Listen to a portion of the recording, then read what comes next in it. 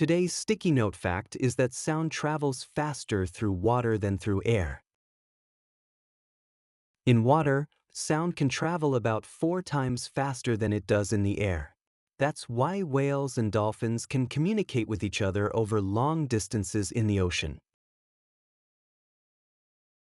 Fun fact: the speed of sound in air is around 343 meters per second, but in water, it's about 1,480 meters per second. If you could make music underwater, what kind of sounds do you think would be different? How do you think animals use sound to communicate underwater? Pause and discuss with your class or leave a comment with your answer.